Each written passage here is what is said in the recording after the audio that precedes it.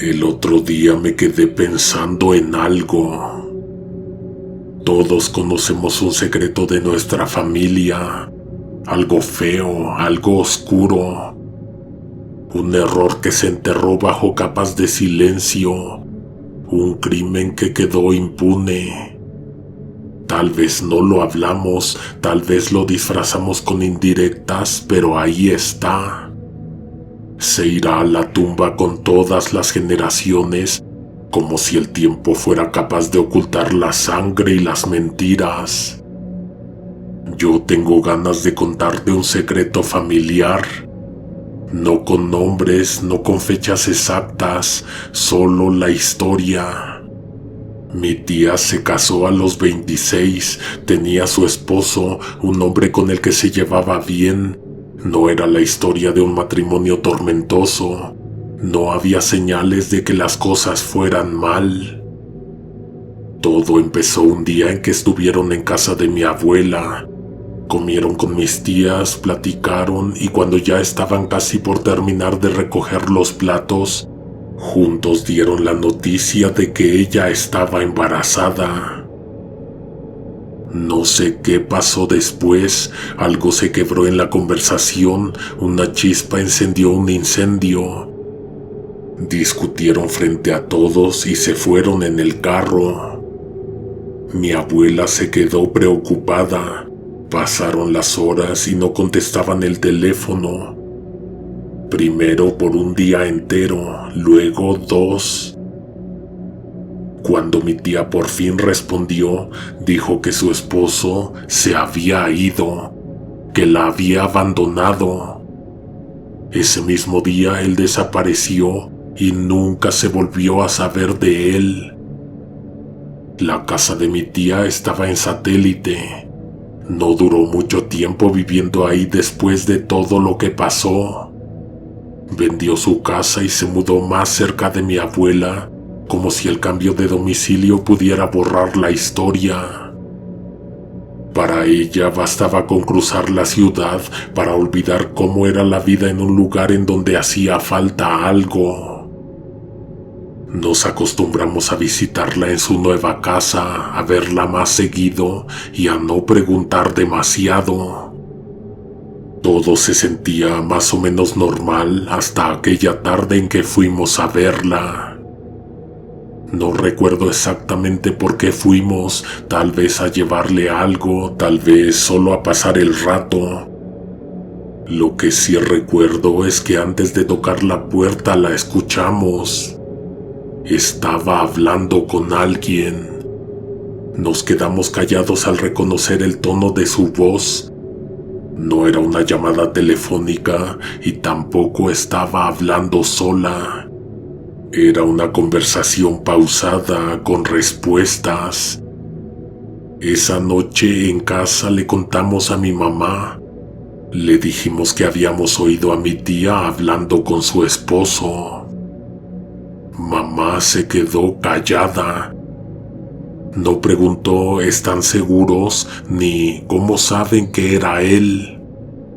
Solo se quedó ahí mirando la pared con los labios apretados, como si en su cabeza ya hubiera armado esa idea mucho antes de que se la dijéramos. Yo también lo he pensado, dijo al fin. Él no desapareció. ¿Cómo iba a irse justo después de saber que iba a ser papá? Nos miró como si buscara algo en nuestros ojos, como si midiera si podía decirlo en voz alta. Él cometió un crimen y ella lo tiene escondido. Pasó el tiempo como pasa siempre y nosotras dejamos el tema intacto. Sin embargo, había cosas, pequeños detalles que nos recordaban lo que mi mamá había dicho aquella noche. Cuando íbamos a casa de mi tía, a veces se oían ruidos arriba. Pasos, murmullos, una puerta que se cerraba sola. Nadie más debía estar ahí. A veces ella misma hablaba y se le escapaban frases que no encajaban. cosas que decía y luego corregía rápido como si se diera cuenta de que había dicho demasiado. El niño creció, mi primo ya no era un bebé y nosotras seguíamos esperando el momento en que alguien nos confirmara lo que ya sabíamos. Sobre todo, decía mi mamá, quería saber qué habían hecho porque ella tenía que ser su cómplice. ¿De qué habrán sido capaces? Vivíamos esperando a que algún día nos llamaran y nos dijeran que todo había salido a la luz. Un día mi mamá se animó a preguntarle directamente al niño: ¿sabes dónde está tu papá? Ella lo miró con la esperanza de que no mintiera, de que la respuesta saliera limpia, sin los filtros de los adultos, pero él negó con la cabeza. No sé. Tal vez no sabía de verdad, tal vez ya le habían dicho lo que tenía que decir, o tal vez lo sabía, pero no de la manera en que un niño debería saber algo así. Pues así estuvimos con la duda atorada en la garganta por mucho tiempo. Era algo que no se hablaba en voz alta, pero que siempre estaba ahí, flotando entre nosotras, hasta que un día a mi mamá se le salió decirlo. Fue con mi abuela. No sé si lo dijo porque ya no pudo guardárselo más, o si simplemente escapó de su boca sin que pudiera detenerlo. Tal vez nunca se lo hubiera dicho si no estuviera segura, o tal vez se lo habría callado para siempre para no preocuparla. Mi abuela, quién sabe por qué, pero esas cosas le quitaban el sueño. Ahora le llamamos sobrepensar. Ella simplemente perdía la paz, así decía. Cuando mi mamá lo soltó, mi abuela se puso nerviosa, muy nerviosa. Su cara cambió en un segundo, como si de pronto todo encajara en su cabeza. Se despidió de nosotras rápido y se subió a su cuarto sin decir nada más. 2 días después invitó a mi tía y al niño a comer. Los sentó en la mesa, sirvió la comida, todo parecía normal. De repente, casi como si no tuviera importancia, dijo: «Se me olvidó el refresco, empiecen a comer, yo voy a la tienda». Pero no fue a la tienda. Antes de salir, había agarrado las llaves de la casa de mi tía. En vez de caminar a la esquina por un refresco, tomó otro camino. Se fue directo a la casa, sola, con la determinación de quien ya no puede con la duda. Quería ver si era cierto lo que mi mamá le había dicho. Entró a la casa con las manos temblorosas, no podía controlar la respiración. Cada paso que daba la acercaba más a algo que no quería ver, pero que necesitaba confirmar. Era una tortura psicológica, una pesadilla en la que se había metido sola, husmeando donde no la habían llamado. Nos contó después que caminó despacio, con sigilo, para que aquel no la oyera. Se quedó mucho tiempo quieta esperando a que su yerno apareciera de pronto, que la sorprendiera a ella antes de que ella pudiera sorprenderlo. Pero no pasó nada, no había ruido. Fue entonces cuando agarró un vaso y lo estrelló contra el suelo. El estruendo rompió la quietud de la casa. Si él estaba dormido, seguramente eso lo habría despertado. Inesperadamente, así fue. Se escucharon ruidos en la cama, luego en el suelo, un movimiento torpe, alguien poniéndose de pie. ¿Quién anda ahí? La voz era ronca, adormilada. Mi abuela no se quedó callada, le respondió: No nos dijo qué palabras usó, solo que en cuanto lo hizo, del otro lado hubo silencio. Después un sonido seco. Se abrió un cajón de un jalón. Cortaron cartucho. El disparo fue inmediato. Luego un golpe sordo. El peso de un cuerpo desplomándose por completo contra el piso. Mi abuela salió corriendo, nerviosa, con el pecho apretado, la piel helada. De camino a casa dijo sentir el terrible peso en los hombros, entre los ojos, en la boca del estómago. Era la culpa clavándosele como un puñal. ¿Qué había hecho? ¿Había provocado que se matara? ¿Tan grave era lo que había hecho él como para elegir esa salida? Se le revolvían las preguntas en la cabeza, pero ninguna tenía respuesta. Solo le quedaba el eco del disparo y la certeza de que en ese momento había cruzado una línea de la que ya no había vuelta atrás. Llegó a su casa pálida, temblando, con los ojos abiertos como si todavía estuviera viendo todo lo que acababa de pasar. Cuando mi abuela llegó a la casa, obviamente no traía el refresco. Nadie se fijó en ese detalle al principio, pero cuando la vieron tan pálida y temblorosa, supieron que algo andaba mal. ¿Qué pasó?, le preguntaron. Ella no respondió, no podía o tal vez no quería. Se sentó en silencio con las manos apretadas sobre su regazo, respirando hondo, intentando calmarse. Cuando por fin pudo incorporarse, miró a mi tía y le dijo, con una voz que no parecía la suya, «Tu esposo está muerto». Mi tía reaccionó raro. No como alguien que recibe una noticia devastadora, sino con enojo, con una especie de rabia contenida. «¿Cómo sabes?» «Porque vengo regresando de tu casa», respondió mi abuela, y entonces le entregó las llaves. Mi tía las miró en su mano como si fueran algo desconocido. Luego se levantó de golpe y salió corriendo. Nosotras fuimos detrás de ella, aunque mi abuela nos gritó que no lo hiciéramos. Cuando llegamos, la casa estaba vacía. No había nadie. Mi tía se quedó en el comedor sentada, mirando fijamente una esquina, callada.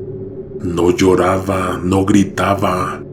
Solo estaba ahí con la mirada perdida, como si estuviera procesando algo. Le marcamos a mi abuela para decirle que todo estaba bien, aunque en realidad no sabíamos si todo estaba bien. Cuando llegó, mi tía nos hizo sentarnos a la mesa del comedor. Nos miró una por una con una expresión difícil de leer y nos dijo que tenía que hablar con nosotras. Mi tía nos miró fijamente y dijo, con la misma calma con la que uno cuenta algo cotidiano, «Mi esposo está muerto». Nosotras ya lo sabíamos, pero escucharla decirlo en voz alta hizo que algo nos recorriera la espalda como un escalofrío lento. Entonces nos contó. Nos acordábamos del último día en que lo vimos a él, de la comida en casa de mi abuela, de la noticia del embarazo, de la pelea, pero mi tía nos llevó más allá de lo que sabíamos. Cuando llegaron a casa, él se puso a tomar. No lo acostumbraba, pero esa noche dijo, lo vio diferente. Frustrado, como si algo le hubiera hecho clic en la cabeza. Se puso violento. Amenazó con empujar a mi tía por las escaleras. Si no hubiera estado embarazada, no me habría dado miedo, dijo mirándonos una por una. pero por primera vez en mi vida sentí terror. Se quedó callada un momento como si estuviera buscando las palabras correctas o tal vez como si no hicieran falta. Pero de ese miedo que te hace matar. Entonces nos contó lo demás que hizo esa noche. Fue por un cuchillo, no pensó en hablar, en calmarlo, en escapar. Solo lo hizo. Lo apuñaló 3 veces, una en la cara, otra en el pecho y una en la pierna. Lo de la pierna fue lo que lo mató, dijo casi como un susurro. Nos quedamos en blanco. No sabíamos qué hacer, qué decir. Mi abuela fue la única que pudo reaccionar. ¿Y qué hiciste con él?, le preguntó. Mi tía bajó la mirada como si la respuesta estuviera justo ahí, en algún punto entre el suelo y nuestras caras. Está aquí con nosotras. No entendimos, no sabíamos a qué se refería. ¿Quieres decir que se aparece en esta casa?, preguntó mi mamá. Tenía sentido. Los ruidos los habíamos escuchado incontables veces. Además, la habíamos cachado hablando sola. O eso pensábamos, pero había algo que no cuadraba. Eso desafiaba el concepto de un fantasma. ¿No se supone que deberían quedarse en donde murieron? Mi tía negó con la cabeza. No me refiero a eso, aunque estoy segura de que nos está viendo, nos está escuchando.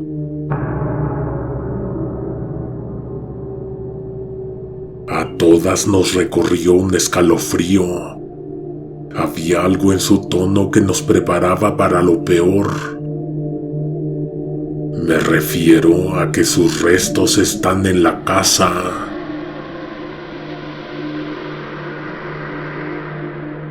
De hecho, continuó bajando la voz, están en esta misma pieza. Nos miramos unas a otras sin saber qué hacer, a qué rincón voltear. Entonces mi tía señaló una maleta en la esquina del comedor. No necesitó decir nada más, la maleta se estremeció. Mi mamá tragó saliva y preguntó con la voz entrecortada: ¿Cómo lo metiste ahí? En una bolsa negra, dijo mi tía, dentro de otra y luego de otra. Nos contó que se había traído el cuerpo en la mudanza de la casa de satélite, que había ordenado que lo cargaran como si fuera cualquier otra pertenencia, como si fuera un mueble, una caja con ropa, un recuerdo más de su antigua vida. Nos confesó también que un día, con el tiempo y la humedad, las bolsas se rompieron. Todo se derramó. Nadie preguntó qué quería decir con todo. Fue entonces cuando decidió comprar una aspiradora especial, un modelo con un aditamento que, con la bolsa adecuada, creaba vacío. Nos quedamos sin palabras, solo nos mirábamos intentando procesar la historia. Pasaron los años, yo apenas estaba cumpliendo la mayoría de edad cuando me enteré de todo. Mi tía murió hace 4 años. Cuando recibimos esta noticia, lo primero que pensó mi mamá no fue en el funeral, ni en los papeles, ni en la casa. Fue en la maleta. Pero ¿sabes qué? Cuando fuimos a recoger sus cosas, la maleta ya no estaba por ningún lado.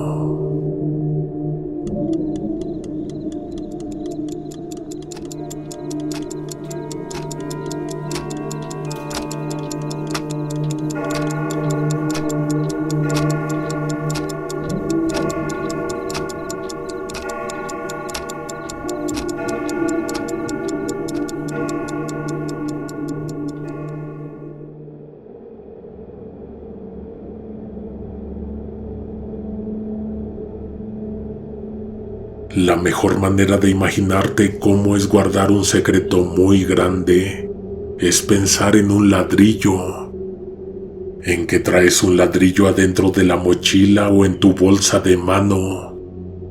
Es pesado, tú sabes cuánto pesa un ladrillo. A veces se te olvida que está ahí dentro, pero con solo abrir la mochila o la bolsa lo ves y sabes que está ahí. Son historias que nadie pide contar y que nadie quiere escuchar. Lo peor no es descubrirlos, sino decidir no decir nada. Si viviste al norte de la ciudad, seguro conociste a mi abuela. No porque fuera famosa, sino porque abría las puertas de su casa y dejaba entrar a todo el mundo. Ella y sus hermanas servían pozole los fines de semana y la gente llegaba como si estuviera yendo a visitar a la Virgen. Los comensales se sentaban en mesas largas, comían, reían y luego las viejas se les unían, hablando fuerte, diciendo groserías con ese tono cariñoso que solo las abuelas de antes tenían. Yo nunca probé ese pozole. No sé si me lo arruinó la forma en que la gente hablaba de él, con ese entusiasmo exagerado. Una noche fuimos a dejarles unas cosas. Era viernes, ellas justo estaban terminando de lavar el patio, porque al día siguiente abrían el negocio. De ahí nos fuimos a bailar, mi prima y yo. Estuvimos en un antro, luego afuera, charlando con unas amigas. A la 1 de la mañana, mi prima fue al cajero electrónico. Se tardó un poco. Cuando regresó, su expresión era otra. Me agarró del brazo con más fuerza de la necesaria, casi como si quisiera hundirme los dedos en la piel. «Nos vamos», dijo. No me dejó ni despedirme. Solo alzó la mano, detuvo un taxi y nos metió dentro. Yo iba molesta, preguntándome qué carajos le pasaba, pero ella no dijo nada, ni me miró. Solo iba con la vista clavada en la ventana, como si estuviera contando sombras en la calle. La siguiente vez que la vi, me dijo lo que pasó esa noche y entonces entendí por qué nos fuimos. Mi prima me dijo que en el cajero no estaba sola. Un amigo la acompañó, pero él no tenía nada que ver. Lo importante fue lo que pasó después de que retiró el dinero. Cuando salió, vio a unas mujeres paradas cerca, bajo la sombra de un árbol. No hablaban entre ellas, solo estaban ahí, inmóviles, como si hubieran estado esperando. Una de ellas se le acercó sin titubear. Le habló con prisa, con voz seca, y le tronó los dedos justo frente a la cara. «Vete a tu casa ahora». Fue como si aquellas palabras le apretaran el estómago con una mano helada. Sintió ansiedad, una urgencia sofocante por irse. No era miedo, era algo más profundo, como si la hubieran jalado desde adentro. Como si de repente su cuerpo ya no le perteneciera y lo único que pudiera hacer fuera obedecer. Quiso estar en su cama, bajo las sábanas, lejos de todo. Pero eso, me dijo, no era lo importante. Lo importante era la mujer, la que le habló. Se le hacía conocida, extrañamente familiar, pero de un modo que no tenía sentido. No podía ubicar de dónde, pero algo en su cara, en su expresión, le provocaba una punzada en la memoria. Me pidió que la acompañara a casa de la abuela el sábado. No me dijo por qué. Fuimos a la hora en que la casa estaba abierta al público. Entramos, nos pasaron directo a la cocina. Pedimos de comer, pero una de las hermanas de la abuela nos dijo que ya no quedaba nada. Aún así nos prepararía algo. Mi prima no dijo nada. Solo se quedó ahí con la mirada fija en un punto sobre la puerta. Sobre el umbral había un cuadro. Era de mi abuela, de joven. Me giré a verla sin entender qué estaba viendo mi prima, pero su rostro lo decía todo. La mujer del cajero era ella. El tiempo pasó, pero estoy segura de que mi prima no lo olvidó. Nunca lo decía, pero se notaba en su forma de estar, en cómo su mirada a veces se quedaba fija en algún punto invisible.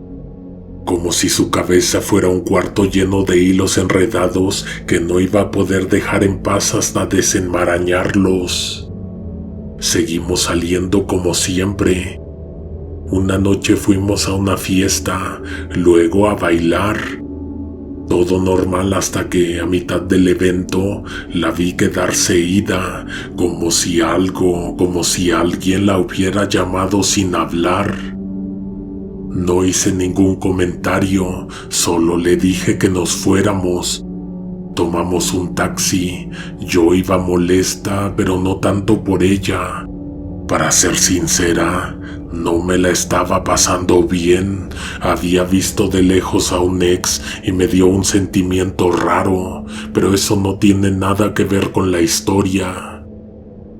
A medio camino, mi prima, sin previo aviso, le dijo al taxista que cambiara de ruta, que fuera en otra dirección.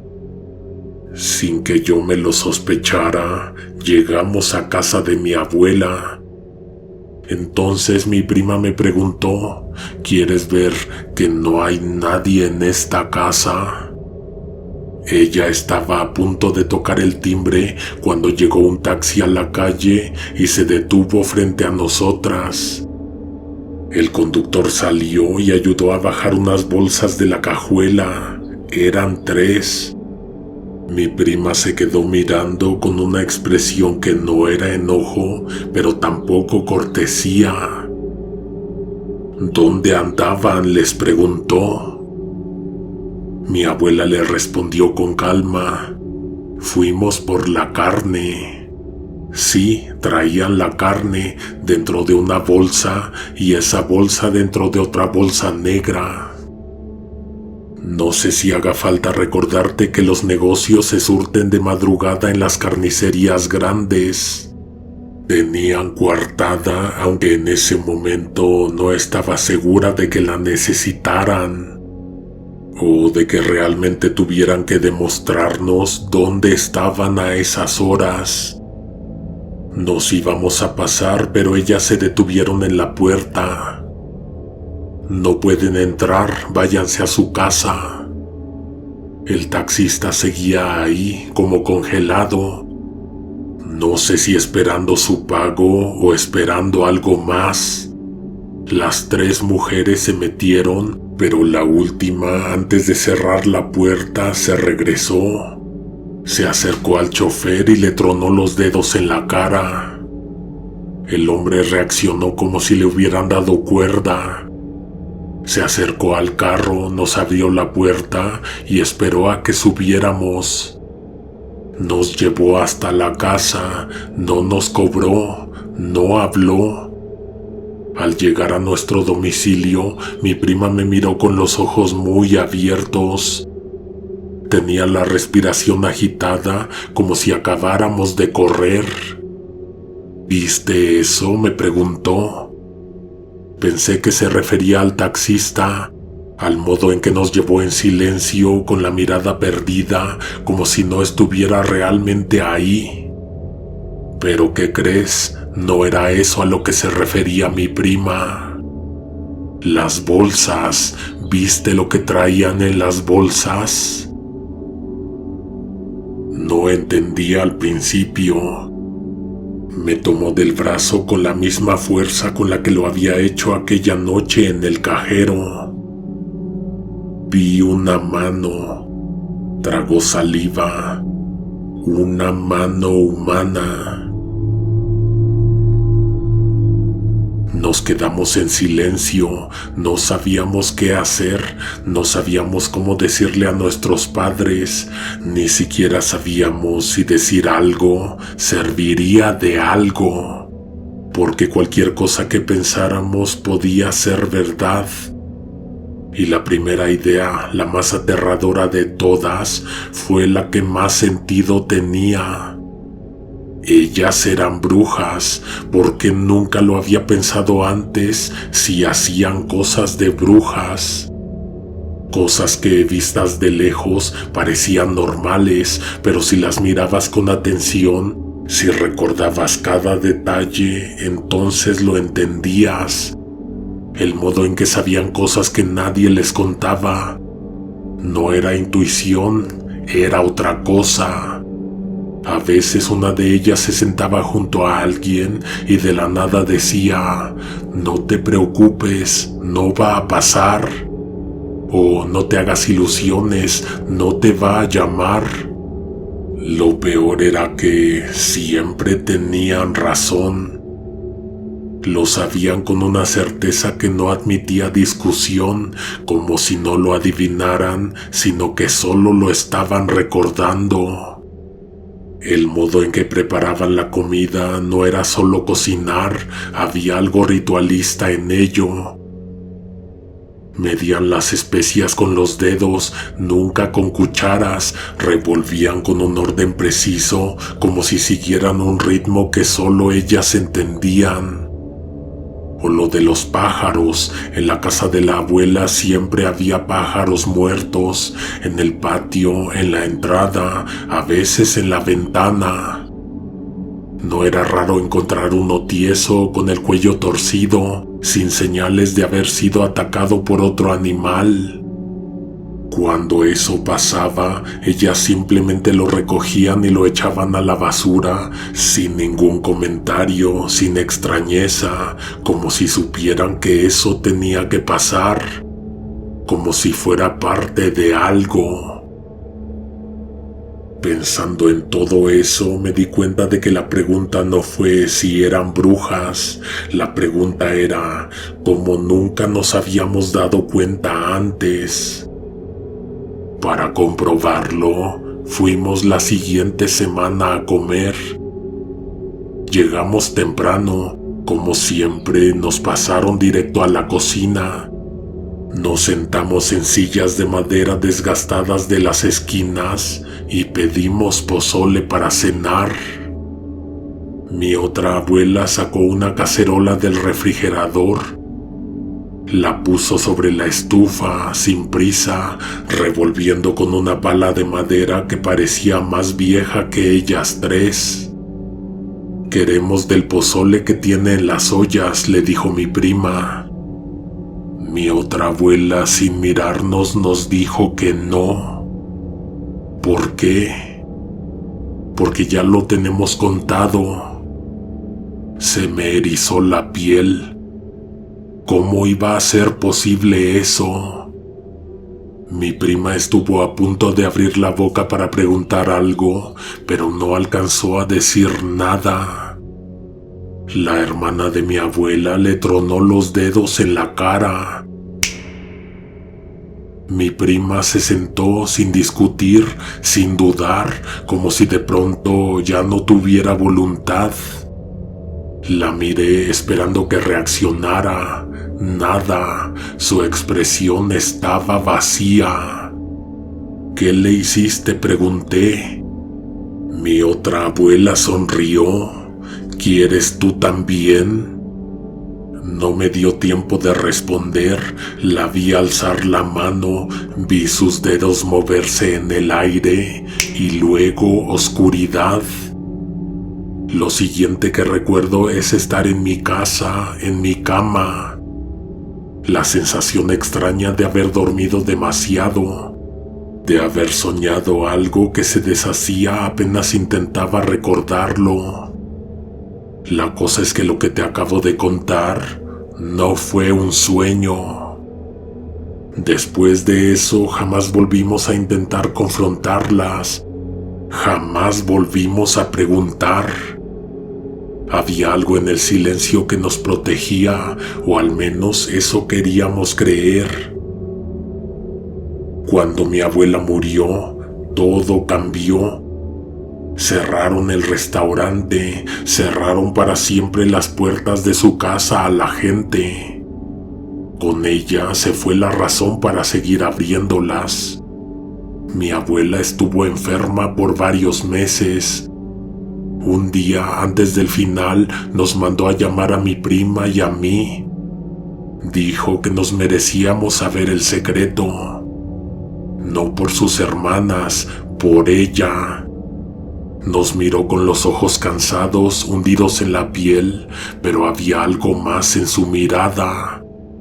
No arrepentimiento, no culpa, algo distinto.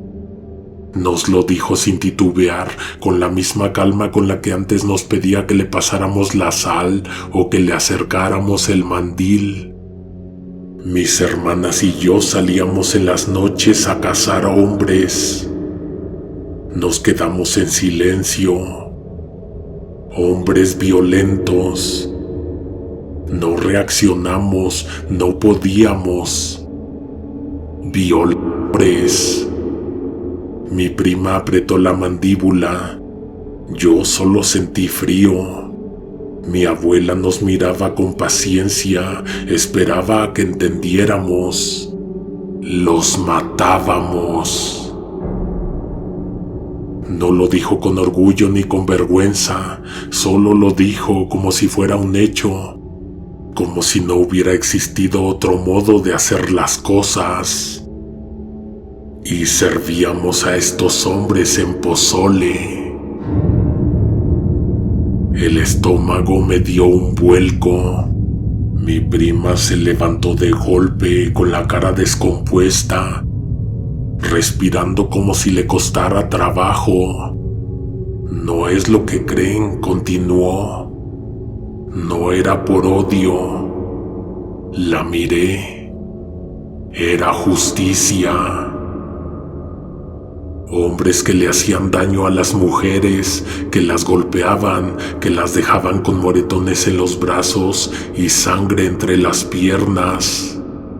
A esos íbamos a buscar, los esperábamos afuera de los bares, en las calles donde se escondían las que ya no tenían otra opción. Sabíamos a qué hombres llevarnos. Esa imagen me llegó de golpe. Mi abuela y sus hermanas, 3 mujeres mayores, vestidas con sus faldas largas y suéteres de lana, esperando en las sombras, sabiendo exactamente a quién escoger. ¿Cómo lo hacían?, pregunté. Con la voz, con las manos, hizo un gesto con los dedos en el aire, el mismo chasquido que tantas veces había escuchado. El mismo que había dejado en blanco al taxista. El mismo que había hecho que mi prima se sentara sin decir nada. Esos hombres se iban con nosotras sin hacer preguntas, sin tener miedo. Mi prima negó con la cabeza sin mirarla. Ustedes... No pudo terminar la frase. Mi abuela respiró hondo. Cuando alguien se muere, hay que hacer algo con el cuerpo, ¿no? El pozole. La gente que volvía por más, el sabor que todos alababan, el caldo que siempre estaba contado. Sentí el mareo subir desde el estómago. Después de eso no había cuerpos, dijo mi abuela, no había rastro. Nadie preguntaba por esos hombres, no porque nadie los extrañara, sino porque el mundo estaba mejor sin ellos. El mundo y quienes se los comieron. Mi abuela nos miró una última vez. Ya no había prisa en sus palabras ni necesidad de explicarse más. Solo le hizo a mi prima una pregunta. ¿Te acuerdas de aquella noche? Cuando estabas en la calle y una mujer se te acercó y te dijo que te regresaras a casa. Mi prima levantó la vista de golpe, sus labios temblaron, pero no dijo nada. Yo sentí que mi cuerpo se hundía en la silla, porque claro que me acordaba. La mujer en la sombra, el chasquido de los dedos, la urgencia inexplicable de irse, de huir sin saber por qué. Claro que mi prima se acordaba. La abuela se recargó en la almohada, con los ojos entrecerrados, como si ya estuviera en otro lugar. Aquella noche ustedes no se dieron cuenta, pero un sujeto las estuvo siguiendo de cerca desde que salieron para el cajero. Mis hermanas se encargaron de ese desgraciado mientras yo las mandé de vuelta a la casa. Antes de que mi abuela diera el último suspiro, su cara se vio joven, como en el cuadro en su cocina, como una de las 3 muchachas que estaban bajo el árbol, vigilándonos.